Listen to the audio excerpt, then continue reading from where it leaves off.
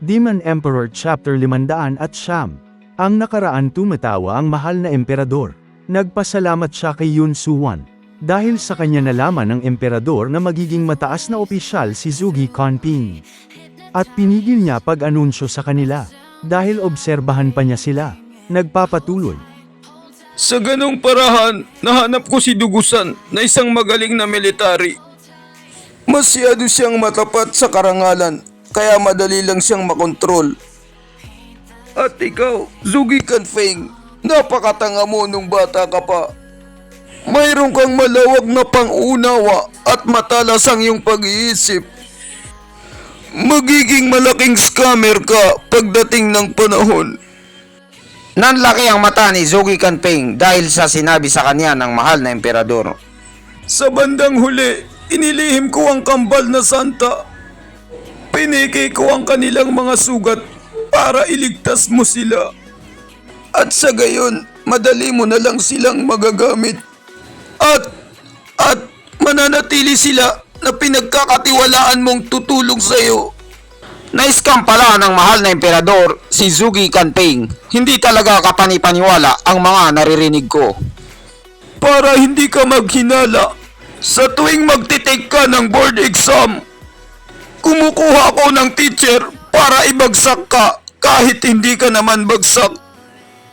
Para mahadlangan ka sa pagpasok mo sa Korte Suprema sa mahigit 3 taon. Mapigilan kang maghanap sa talambuhay ng langit at lupa, kambal na santa. Dahil sila ay mga katulong ko at ipinadala ko para bantayan ka.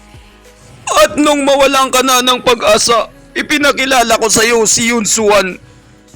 Nagsasayaw lang pala ako sa kamay mo, kamahalang emperador, mula nang simula pa lang. Ang pakikipaglaban ko sa iyo sa maraming taon ay isang malaking kahangalan lang pala. Punong Ministro, ginawa mo naman ang lahat ng makakaya mo. Maganda ang pinakita mong performance. Kung hindi dahil sa iyo, ang plano kong pag-ubos sa lahat ng puwersa sa Luzon ay hindi magiging madali.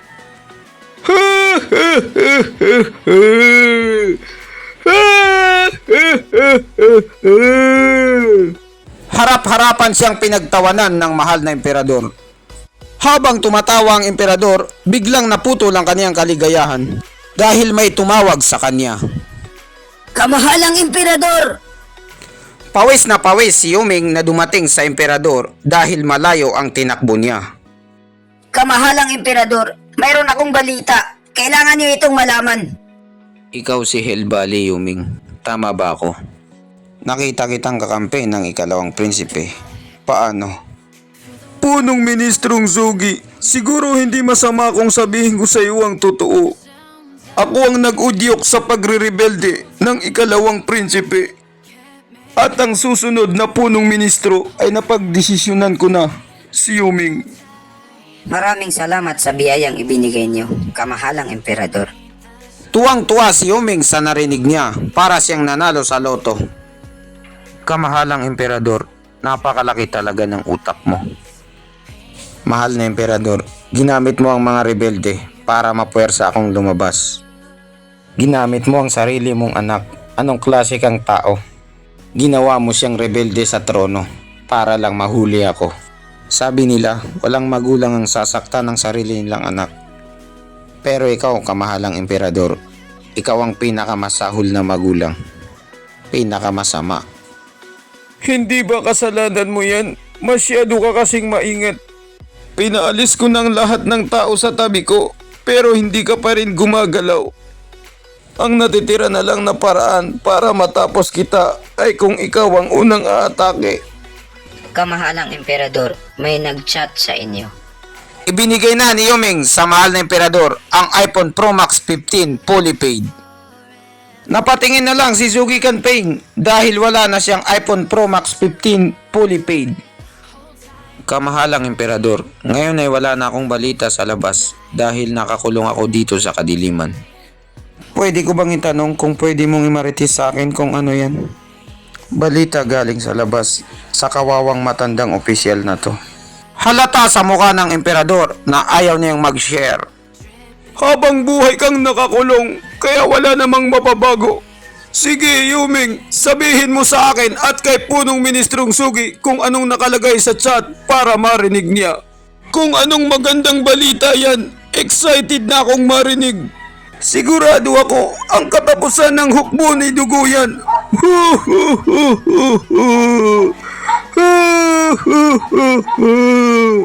Nanlaki ang mata ni Yao Ming dahil iba pala ang laman ng chat. Kinakabahan pang magsalita si Yao Ming. Kamahalang emperador, ang Lolo Clan, inobserbahan nila ang mga taga Mindanao na lumusob sa Luzon.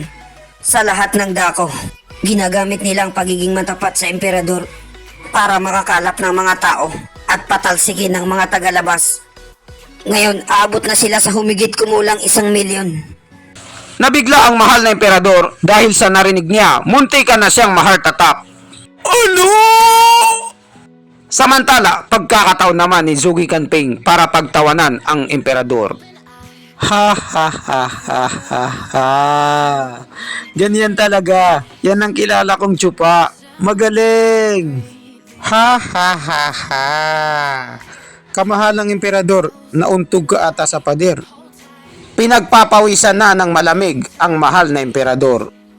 Ibigay mo sa akin yan. Gusto niya siya mismo ang makakita ng post. Sinimulan niya ng basahin ang kaniyang iPhone Pro Max 15 fully paid. Tsuba, tangina mo ka. Lagi mo na lang akong binibigyan ng problema. Isang kabastusan na ginawa mo sa akin. Hindi ito totoo. Isa itong fake news. Nagulat na naman ang mahal na emperador dahil sa pagkabigla. Habang binabasa niya ang kaniyang iPhone Pro Max 15 fully paid. Napakabilis. Ang dami na nilang views. Ilang araw lang, napakarami ng taong sumali sa kanila. Hindi maaari. Kung ang luluklan lang ay hindi sila sasapat para magawa to. Kamahalang emperador, siguro nakakalimutan mo na si Chupa ay isang scammer. Marami siyang kakaibang paraan. Nakita mo naman nung huling nagdigmaan. Kinupkop niya ang mga tao sa ibang malalaking bahay. Gamit ang mga malalalim na ugat nito, madali lang sa kanila magparami. Gamit ang mga koneksyon nila. Kahit wala na silang mga bahay, ang kanilang mga pangalan, tulad ng Marcos, Aquino, ay kilala sa kanilang mga nasasakupan. Nalupain. Kailangan lang nilang magpakita doon at lahat ng mga sumusuporta sa kanila ay mag-uunahan sa pila. Kahit na yung ibang maliliit na clan na hindi nila kakilala, sasama dito para lang makasahod sa views tulad kay Diwata. Gagawin nila itong pagkakataon para magpa-hype at magkaroon ng mataas na posisyon. At pagkatapos ng lahat ng digmaan na ito, magkakaroon na sila ng koneksyon sa pamilya ng emperador. Sa palagay ko, sa kasong ito, umabot na sila ng million views. Masyadong maliit kung 1 milyon lang ang sumali sa kanilang mga tao. Ha ha ha ha ha. Nagkaroon na naman ng pagkakataon makaganti ng tawa si Zugi Kanping sa mahal na emperador. Ang hinayupag na batang hugi na to. Nanggalaiti na naman sa galit ang mahal na emperador. Baka masira ang iPhone Pro Max 15 fully paid sa higpit ng hawak niya.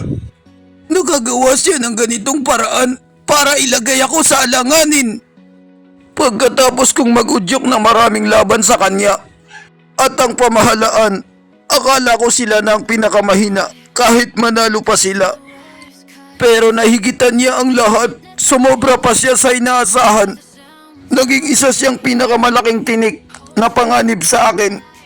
Hinikayat niya ang buong Luzon para makipagdigmaan sa akin.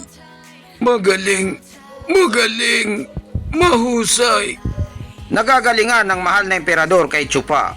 Tumayo na si Zugi Kanping sa pagkakaupo niya dahil mainit na ang puwit niya.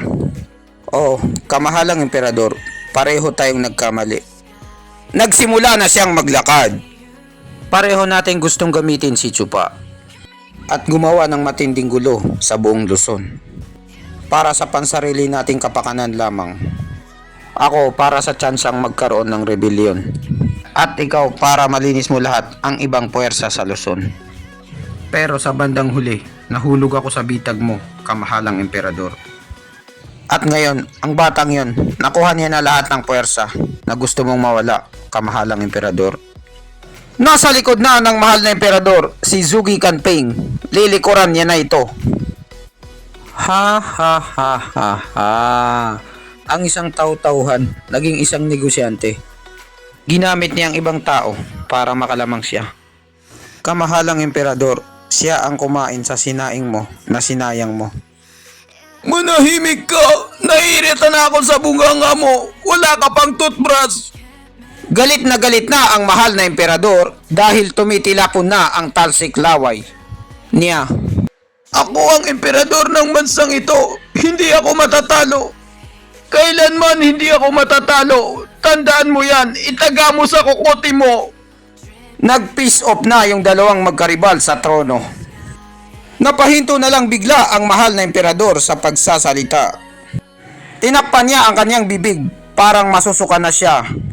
Siguro buntis ang mahal na emperador. Nakasuka ng dugo ang mahal na emperador. Ito ata yung tinatawag nating TB, tuberculosis. Ba't may dugo? Mamamatay na ba ako? Zugi Kanping, panatili mong nakadilat ang mga mata mo 24 hours. Dahil sa bandang huli, ako pa rin ang magwawagi. Iniwanan na ng mahal na emperador si Zugi Kanping sa ere na nag-iisa gaya ng ginawa sa'yo ng ex mo. Ha ha ha ha ha ha. Tingnan na lang natin. Gusto ko ring makita kung kaninong kamay mapupunta ang lupain na to. Naka-smile si Yao Ming habang papaalis sila. Nagpapakita siya ng motibo kay Zugi Kanping. At dito nagtatapos ang chapter 500 at siyam. Maraming salamat idol sa panonood. Mag-subscribe ka na para laging updated sa mahal mo.